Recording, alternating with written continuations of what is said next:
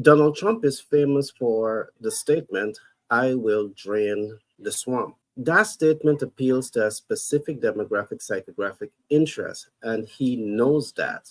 That has led me to the conclusion that Donald Trump, is good at leveraging both the pull factors of sales and the push factors of sales. He leveraged his celebrity status as a pull to influence his audience base. Second, he uses data, psychographic data, as a push to influence his support base. That ability, skills, talent, and technique should be learned, applied, and mastered by all sales communication professionals. Having said that, that has brought us now to lesson 4, which is the push factors of sales. Now, in today's content, we will be covering a number of issues. We will be looking at things like definition of direct sales, definition of cold calling, direct sales advantages and disadvantages, cold calling advantages and disadvantages, and last but not least, we will be looking at data analytics and the push factors of sales. And perhaps you will learn some more techniques that Donald Trump uses to influence his audience base. Now, let us begin by looking at definition of direct sale. Direct sale is a person-to-person or peer-to-peer push sales strategy used by millions of businesses across the world.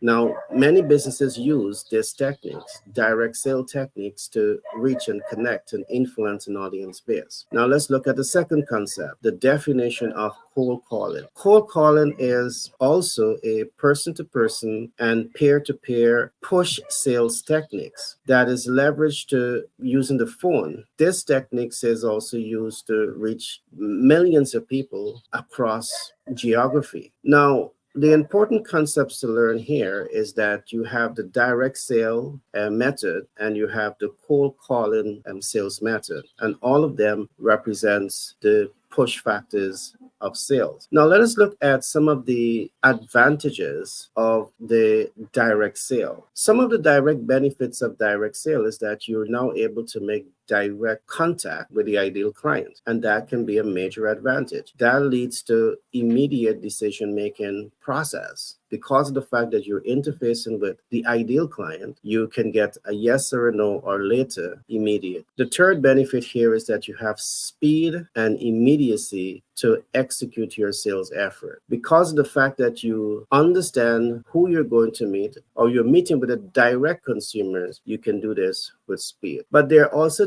disadvantages in direct sale. And what are some of those disadvantages? Some of those disadvantages that you may find is that it challenges your social skills, because to be able to leverage direct sales and to do it well, you must harness and apply some essential social skills. So that's a disadvantage that you can be at if you don't have these social skills. More so, the second disadvantage here is that more than 60% of sales communication professionals do not have data to influence the sales outcome. And we'll talk a little bit more about data before we come to the end of this program and how it serves to influence the sales outcome.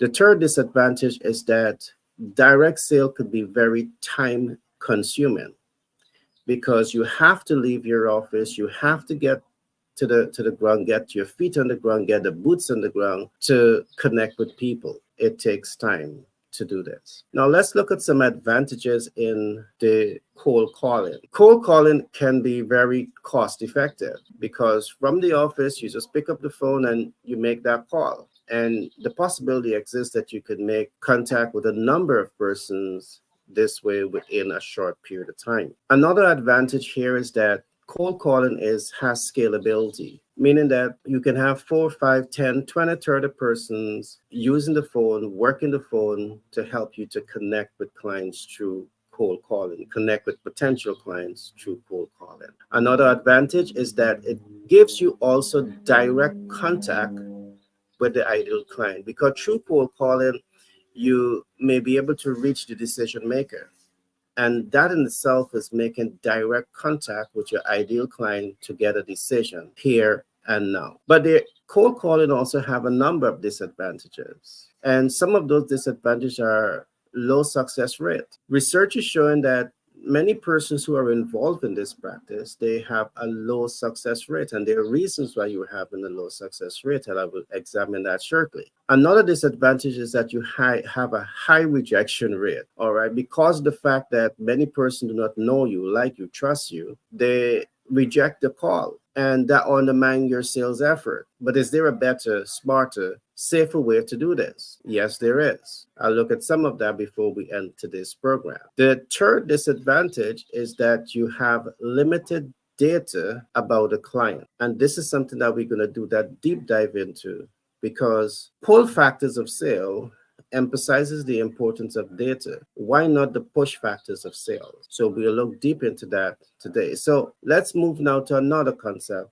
And here is where we're going to look at data management and the push factors of sale. All right. So that's the first data management that you want to look at here is to collect sensitive data. How does collecting sensitive data can influence the push factors of sale? You see, what professional sales experts understand, especially those who are using the pull factors of sales, they understand the importance of collecting data. They understand the importance of building up their value offer, building their personal brand up in such a way to appeal to the ideal client so as to create that pull. So to effectively or to affect the pull factors of sale, you need to have data. You need to collect the data. It is by collecting the right data allows you to be market oriented, market sensitive, and market responsive. And what are some of those data that I'm talking about? So if you're interfacing with the ideal client, you need to collect data like demographic data. You need to collect psychographic data,